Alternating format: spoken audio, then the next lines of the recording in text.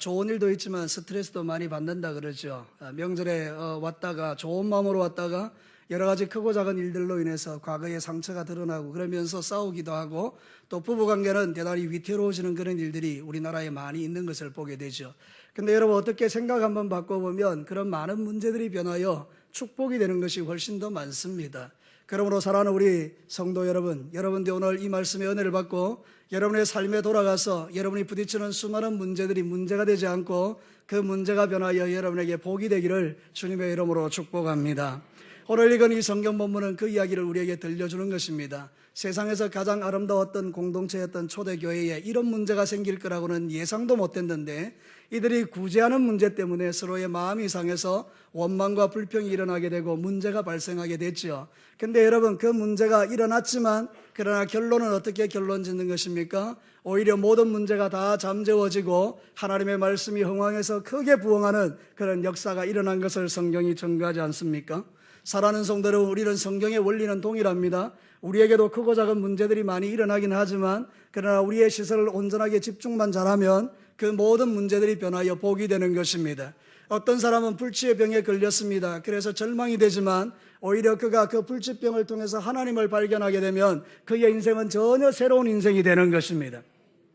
어떤 사람이 사업이 잘 될 때는 전혀 주님을 알지 못했는데 사업의 어려움을 경험하면서 하나님을 만나게 되면 그의 사업이 새로운 사업으로 변화되어지는 것을 우리가 경험하게 되는 것입니다.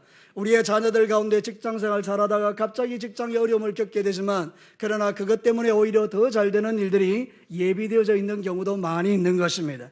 그러므로 오늘 이 예배에 오신 여러분 모두에게 우리 하나님께서 말씀하시는 이 원리를 따라 여러분에게 일어나는 크고 작은 문제들이 변하여 다 축복으로 변화되는 이 행복이 저에게도 여러분에게도 저에게도 일상이 되기를 주님의 이름으로 축복합니다. 오늘 이 성경 본문을 통해서 문제가 축복으로 바뀌어지는 길이 어떤 것이라는 거죠? 첫 번째는 본질에 집중하는 것입니다. 저를 따라서 한번 크게 합시다. 문제가 생길수록 본질에 집중하자. 예전에 우리가 인기 있었던 책 가운데에 미국의 심리학자인 리차드 칼슨이 쓴 책이 있습니다. 사소한 것에 목숨을 걸지 말라, 그런 책인데요. 그 내용 가운데 이런 게 있습니다. 우리가 과속을 방지하기 위해 놓은 그 과속 방지턱이 있지 않습니까?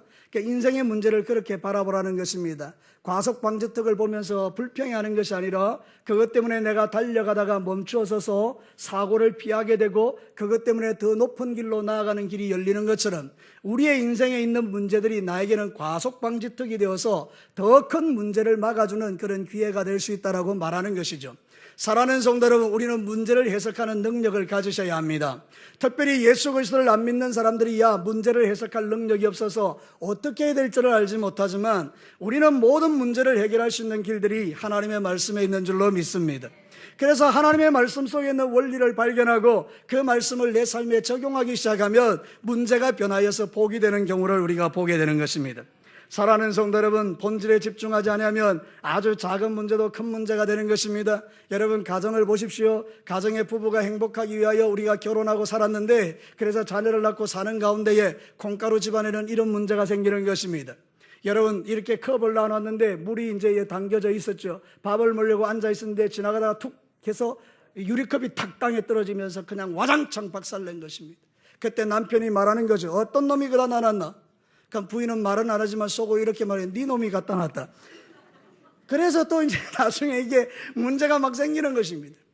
거기서 막 난리가 나는 것입니다. 본질에 집중하지 못한 결과이죠. 어떤 아주 행복한 가정은 이렇게 유리컵이 툭 떨어졌는데 그때 말하는 것입니다. 남편이 아이고 미안해 여보, 다치진 않았니? 내가 거기다 물컵을 두면 안 되는데 거기다 놨네. 나 죄인이 나네. 그러니까 아내가 말하는 것입니다. 여보 미안해, 내가 물컵 말고 플라스틱 컵을 갖다 놨어야 되는데. 이게 얼마나 행복한 가정입니까? 본질. 여러분 우리의 모든 인생 가운데 본질에 집중하면 문제가 커지지 않는 것입니다. 그러나 본질에 벗어나면 그 아주 작은 문제에 집착해서 그것 때문에 싸우다가 결국 헤어나올 수 없는 그 수렁 속에 빠져가는 것입니다. 여러분 본질로 돌아가면 의외로 문제가 쉬워집니다. 영적인 것도 마찬가지입니다. 예레미야가 3장 40절과 41절에 보면 이렇게 말합니다. 우리 다 같이 한번 읽어볼까요? 시작. 우리가 스스로 우리의 행위를 조사하고 여호와께로 돌아가자.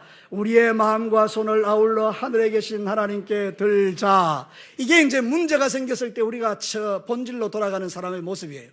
여러분, 지금 이스라엘 백성들에게 문제가 생겼습니다. 죄가 막 일어나고 그래서 결국 하나님의 심판이 임하고 어려운 일이 생겼죠. 그때 이 사람들이 본질로 돌아간 것입니다. 우리가 여호와께로 돌아가자, 하나님께로 돌아가자. 이 문제가 어디서 왔냐? 그래서 손을 들고 하나님께 내 마음을 조사해보니 내 안에 너무나 많은 죄가 발견된 것입니다.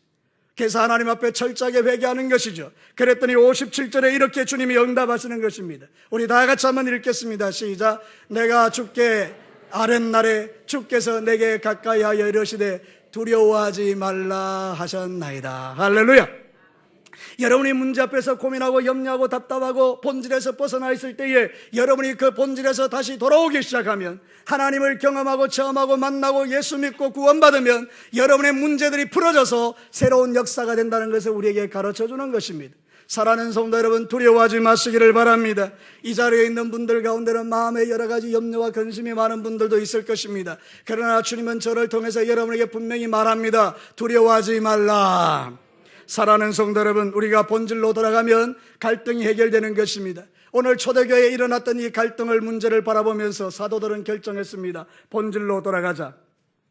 여러분, 헬라파 과부와 또 히브리파 과부를 구제하는 일 사이에서 서로 이렇게 소외가 되어서 문제가 생긴 것 아닙니까? 그때 사도들이 생각했습니다. 이들의 다툼을 어떻게 할까?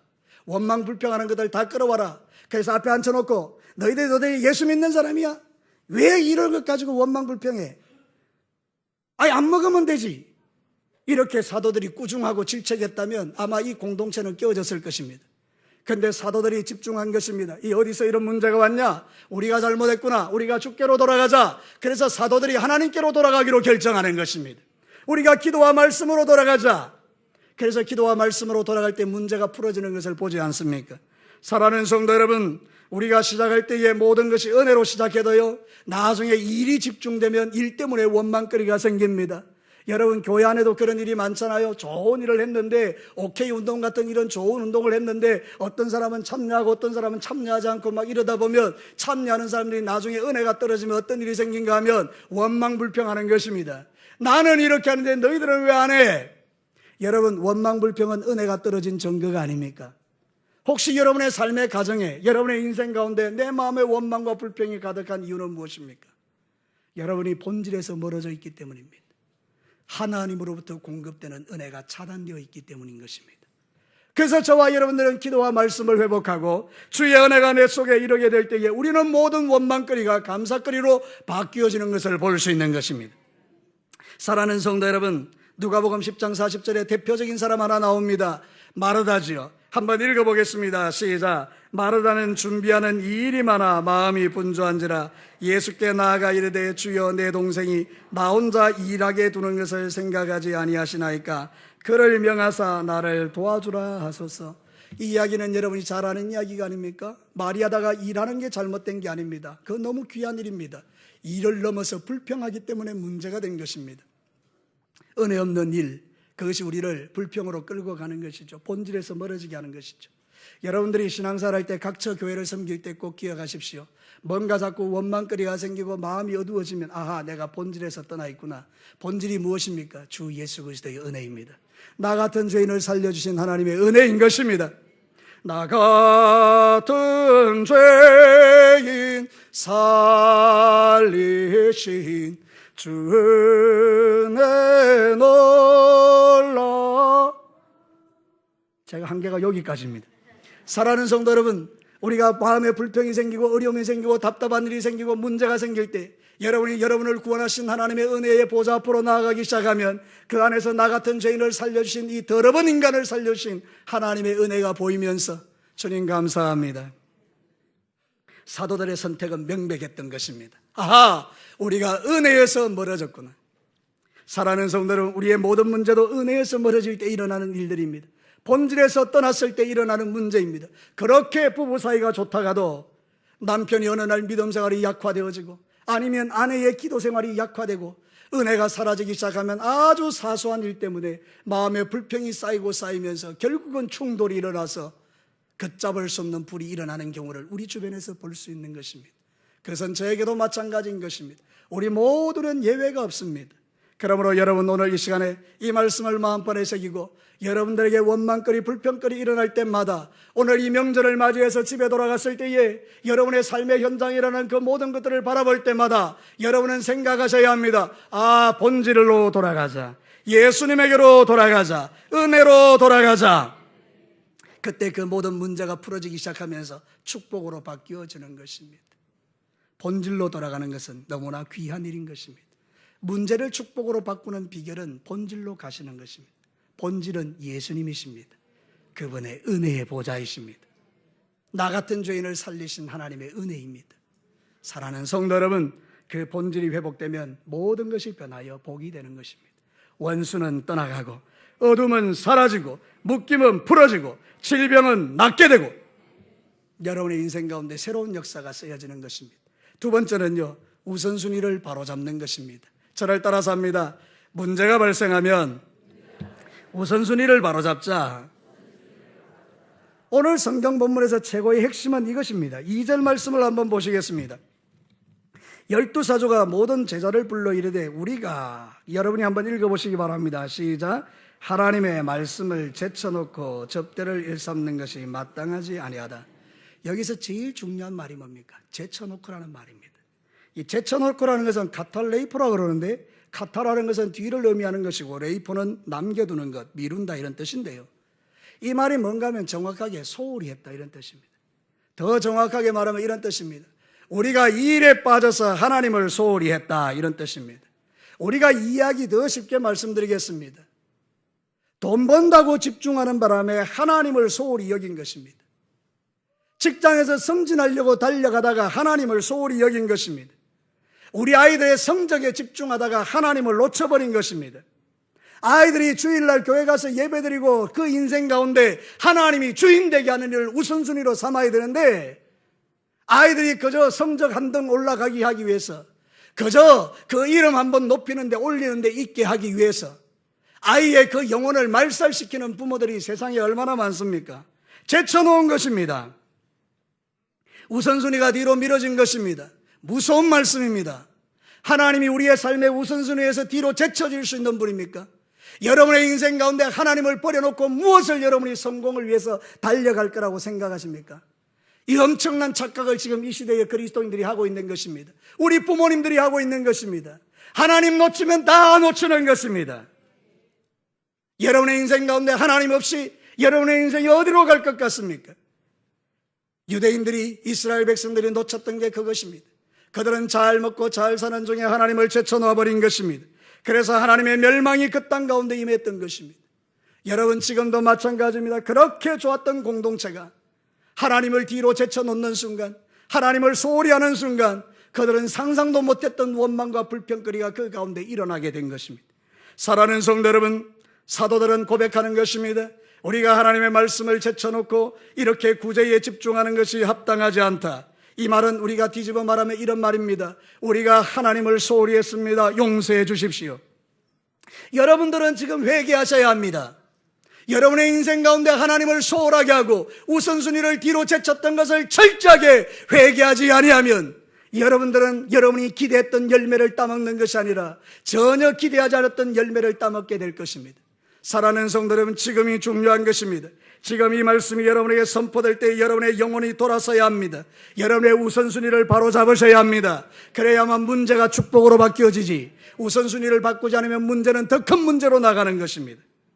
신명기 11장 27절 28절 우리 한 목소리로 읽겠습니다. 시작. 너희가 만일 내가 오늘 너희에게 명하는 너희의 하나님 여호와의 명령을 들으면 복이 될 것이요, 너희가 만일 내가 오늘 너희에게 명령하는 도에서 돌이켜 떠나 너희 하나님 여호와의 명령을 듣지 아니하고 본래 알지 못하던 다른 신을 따르면 저주를 받으리라. 아멘. 변치 않는 진리입니다. 구약시대의 말씀이 신약시대의 말씀과 다르지 않습니다. 하나님은 어제나 오늘이나 영원토록 동일하고 그의 말씀은 변함이 없습니다. 우리가 누구에게 집중해야 하는가, 우리의 우선순위가 어디인가 여러분 기억하셔야 합니다. 여러분, 우리가 기도와 말씀에 전무하면 파워풀해집니다. 여러분, 우리가 기도하고 말씀에 전망하면 내 안에 알 수 없는 하나님의 능력이 일어납니다. 그리고 어떤 일을 만나도 두렵지 않습니다. 어떤 환경에 도달해도요, 여러분, 이겨낼 수 있는 힘이 하늘로부터 우리에게 공급됩니다. 내 안에 계시는 주께서 성령을 통하여 나를 강건하게 하십니다. 그래서 문제 따위는 두렵지 않게 됩니다.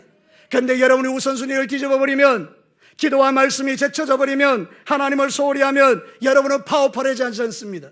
여러분, 나 약해지기 시작합니다. 원수도 압니다. 아, 저놈이 약해졌구나, 저 사람이 약해졌구나, 내 밥이다.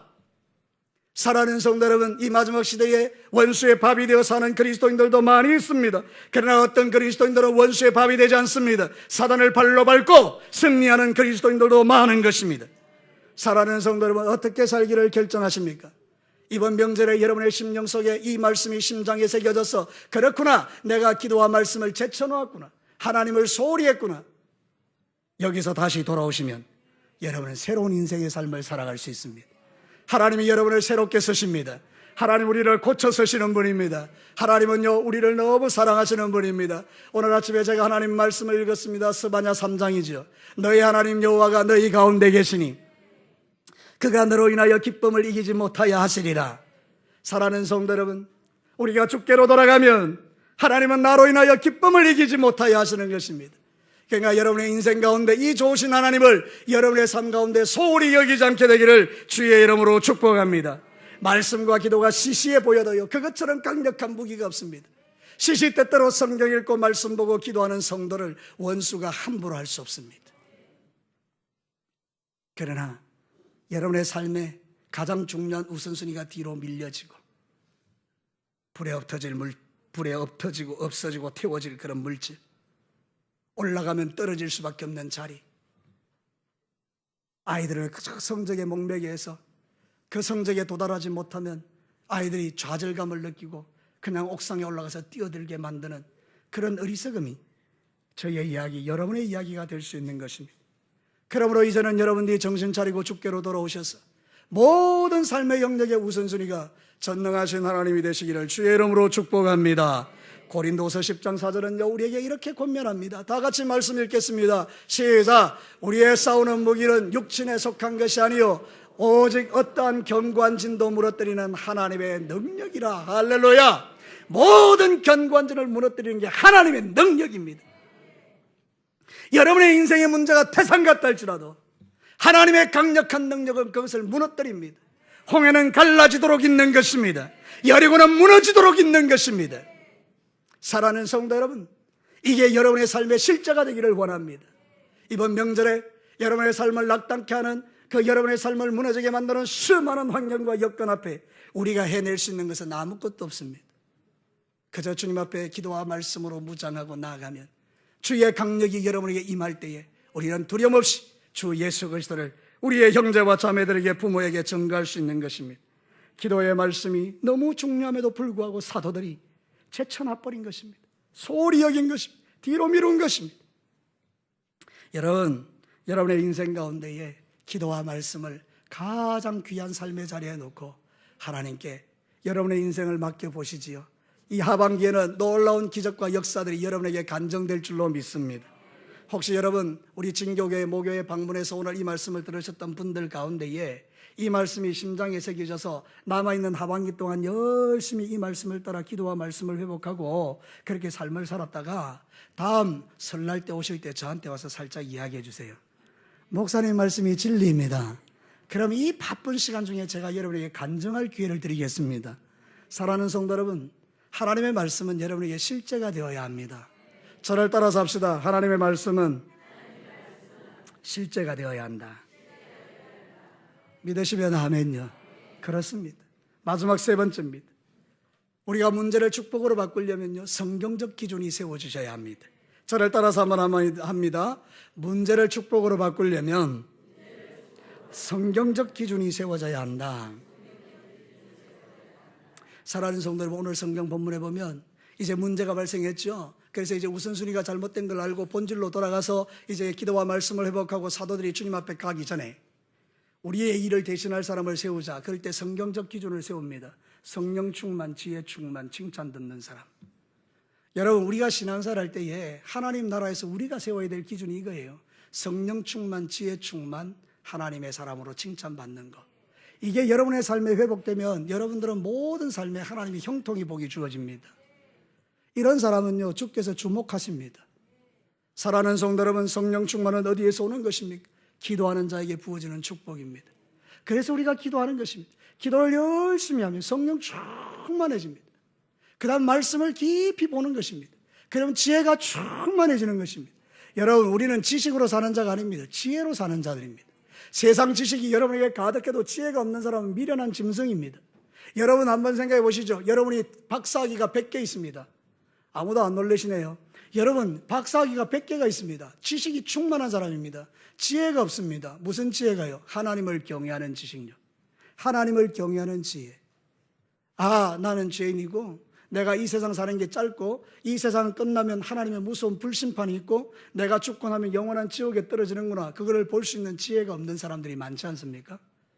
그런데 어떤 사람은 일자무식입니다. 우리 아버지도 일자무식이었습니다. 우리 아버지가 잘하는 건 돈 세는 거였습니다. 돈은 잘 셉니다. 그런데 여러분, 일자무식이십니다. 나는 우리 아버지가 부끄럽지 않습니다. 사랑하는 성도 여러분, 이렇게 일자무식인 사람도 예수 그리스도를 아는 지혜가 그에게 있는 거예요. 한글은 몰라도, 글자는 몰라도, 배운 거는 없어도 내가 아는 거 하나 있는데 하나님의 말씀이 진리며 예수 그리스도가 나를 위하여 십자가에 피 흘려 죽으셨으며 그분이 3일 만에 나를 위하여 부활하셨으며 나의 모든 죄는 예수님이 십자가에 다 가져가셨으며 나는 이제 그 예수를 믿음으로 내 이름이 생명책에 기록되었으며 나는 오늘 밤 죽어도 주님을 믿음으로 하늘 가는 밝은 길이, 그러면서 천국 갈 수 있는 그 신앙을 내가 갖게 되었던, 이게 지혜인 것입니다. 사랑하는 성도 여러분, 하나님의 말씀을 읽으며 하나님의 말씀을 들을 때 지혜의 폭이 넓어지며 하나님을 기쁘시게 하는 삶을 살아갈 수 있는 것입니다. 제가 이번에 한 사람을 만났습니다. 놀라운 분입니다. 하나님의 축복이 그 가정에 부어지고 그 가문이 형통하고 잘 되었습니다. 여러분, 이 사람은 조선시대 때 할아버지가, 그 외할아버지쯤 되겠죠, 아주 잘 사는 분이었습니다. 근데 그분의 할아버지가 예수를 믿게 됐습니다. 할머니가 예수를 믿게 됐습니다. 그 돌아가신 그 할아버지가 그 집에다가 유산을 줬습니다. 그 유산을 다 팔아서 교회를 7개, 9개를 세웠습니다. 여러분, 그게 가당키 난 일입니까? 그 많은 재산을 가지고 그냥 그 당시에 어려웠던 교회들을 다 세운 것입니다. 여러분, 그분이 놀랍게 간증하는 것은, 내가 이렇게 잘 되어 있는 것은 내 할머니의 헌신 때문입니다. 지혜로운 사람이죠. 제가 한 사람을 알고 있습니다. 이 사람의 가정은 콩가루 집안입니다. 이 사람의 아버지는 경찰 공무원이었습니다. 2집 살림을 하셨습니다. 그리고 이 아버지는 재산이 많습니다. 그런데 여러분, 그 집안에 아버지가 나이 들어서 점점 이제 약화되어져 가니까 재산 분쟁이 일어났습니다. 큰딸이 이미 좋은 20억짜리 재산을 다 가져갔습니다. 동생의 그 반대에도 불구하고. 그리고 남아있는 그 작은 10억짜리 재산을 또 노리는 것입니다. 여러분, 한 사람은 자신이 가지고 있는 모든 돈을 하나님의 나라를 세우는 데 헌신해 버렸습니다. 그랬더니 나머지 그 자식들, 자손들이 자기 할머니를 정말 존경하며 내가 잘된 것, 우리 가문이 잘된 것, 우리 집안이 잘된 것은 하나님이 우리를 도우셨기 때문이라고 간증하는 것입니다. 한 집안은 그렇게 사랑하고 함께 지내야 될 모든 가족들이 다 찢어지고 불뿔이 갈라지고 마음 상하고 지혜인 것입니다. 사랑하는 성도 여러분, 오늘도 저와 여러분의 신앙의 삶을 살아갈 때 여러분의 인생의 기준을 어디에다 세워놓는가? 내 인생의 기준이 세상적 기준이 되지 않고 하나님의 말씀의 기준이 되어 믿음의 길을 여러분이 걸어가시면 여러분의 가정에 놀라운 하나님의 복이 부어질 줄로 믿습니다. 골로새서 2장 6절과 7절에 그러므로 너희가 그리스도 예수를 주로 받았으니 그 안에서 행하되 그 안에 뿌리를 박으며 세움을 받아 교훈을 받은 대로 믿음에 굳게 서서 감사함 넘치게 하라. 지금은 우리가 성경적 기준을 세워야 될 때입니다. 제가 이 예배를 이제 설교를 마치고 나면 한 5분 정도 광고 시간에 동영상을 하나 보여줄 것입니다. 우리 가족들이 여기 많이 모여 있으니까 오늘 그걸 좀 보면서 우리가 도전받아야 될 부분들이 있는데, 국가인권위원회에서 지금 NAP라는 것을 통과했는데 그 내용들이 엄청난 그 독소 조항들이 많아서 이제는 전도도 하지 못하게 하고, 이제는 동성애를 죄악이라고 말하면 잡혀가게 하고, 극단적 이슬람주의자들이 들어올 수 있도록 모든 문을 다 열어버리고, 여러분 지금 유럽에서는 이슬람이 더 이상 들어오지 못하도록 문을 닫고 있지 않습니까? 그러니까 이제 IS라든지 극단적인 이슬람주의자들이 눈길을 돌리다가 동남아로 왔는데, 이제 말레이시아라든지 저 인도네시아 이런 데도 이제 받아주지 않습니다. 그런데 가장 쉽게 이슬람을 개방하는 나라가 대한민국이 되었습니다. 이거는 정말 엄청난 위기입니다. 여러분, 2017년도 국회 해관에서 발표된 글이 있습니다. 극단적인 테러리스트인 IS들이 아시아로 몰려들고 있는데, 우리나라에는 20만 명의 무슬림이 있고 그들의 지도자인 이맘이 이제는 모이라, 들어라, 자하드, 성전을 하라라고 그들을 선동하고 있다는 것입니다. 우리나라에 쉽게 들어오는 매뉴얼들이 공유되고 있다는 것입니다. 그래서 대한민국이 이제는 이슬람을 받아들일 수 있는 가장 적합한 나라이기 때문에 모든 사람들이, 모든 이슬람 중에 극단주의자들이 그냥 설정 난민을 가장하고 들어와서 그들이 이 땅 가운데서 이제 활개칠 날들이 곧 다가온다는 것입니다. 사랑하는 성도들, 그래도 우리는 이렇게 생각하는 것입니다. 여러분도 각자의 의견이 다르겠지만 저는 목사로서의 진리를 말하는 것입니다. 사랑하는 성도 여러분, 이것은 영적인 위기인 것입니다. 물론 우리가 그런 세상이 온다 할지라도 우리는 믿음을 지켜낼 것입니다. 그러나 여러분, 우리의 자녀 세대는 이 믿음을 지켜낼 수 있는 능력이 있겠느냐 이 말입니다. 우리는 고신이라고 말하는데 우리 위의 선배들은 말씀을 위해서 생명을 걸고 순교했지만 우리는 과연 순교할 믿음이 우리에게, 저희 여러분에게 있느냐 이 말입니다. 우리 자체도 순교할 믿음이 없는데 우리의 자녀들은 그런 상황 속에서 과연 이 모든 환경들을 이겨낼 수 있겠느냐 이 말입니다. 그래서 사랑하는 성도 여러분, 오늘 이 하나님의 말씀을 통해 우리가 성경적 기준을 분명히 세우자는 것입니다. 하나님이 아니라고 하는 것은 아닌 것입니다. 동성애는 아니라고 하는 것입니다. 양성평등은 괜찮은 것입니다. 남자와 여자가 평등하게 지어졌기 때문에 평등한 것은 괜찮은 것입니다. 성평등은 다른 것입니다. 50가지의 성을 인정해 줍니다. 여러분, 이게 다 인정되고 나면 여러분은 곧 이거를 보게 될 것입니다. 여탕에서 모욕하고 있는데 남자가 벌벗고 들어오는 것입니다. 놀래서 전부 다 몸을 가리면 나 여자예요 이런다니까요. 아니, 그러면 여러분, 그 모욕탕에서 여자들이 다 벌벗고 있는데 남자 하나 들어왔는데 여자라는데요, 이런 일들이 없을 것 같습니까? 이게 성평등입니다. 사랑하는 성도 여러분, 50가지의 성이 있어요. 50가지. 남자도 아니고 여자도 아니고. 한번 생각해 보시죠. 어느 날 여러분이 남자 그 아들을 잘 키워놨는데 며느리를 데리고 왔는데 남자를 데려왔네요. 내가 사랑하는 사람인데 결혼해야 되겠다고. 여러분, 그 반대할 수 있습니까? 못합니다. 이런 일들이, 아이고 목사님 너무 극단적이지 않습니까? 실제로 지금 영국과 미국과 뉴질랜드와 호주와 저 유럽에 있는 나라들에서 실제로 지금 일어나고 있습니다. 이제 자식들에게 성경 가르치면요, 이 아이 인권을 침해했다고요, 양육권을 박탈시켜 버립니다. 재판을 통해서. 그래서 당신은 이 아이를 양육하면 안 되니까 이 아이를 따로 데려가겠습니다. 부모와 자식의 관계를 끊어버린다니까요. 이게 지금 현실적으로 일어나고 있는 일들입니다. 그러니 여러분, 성경적 기준을 세우시라 이 말입니다. 성령과 지혜가 충만하고 사람들에게 칭찬받는 사람을 세워 하나님 나라의 성경적 기준을 명확하게 했더니 여러분, 결론이 7절인 것입니다. 우리 7절을 다 같이 읽겠습니다. 시작. 하나님의 말씀이 점점 왕성하여 예루살렘에 있는 제자의 수가 더 심히 많아지고 허다한 제사장의 무리도 이 도에 복종하느니라. 하나님의 축복은요, 성경적 기준에 딱 세워지고 모든 질서가 하나님 중심으로 잡힐 때 일어나는 일들입니다.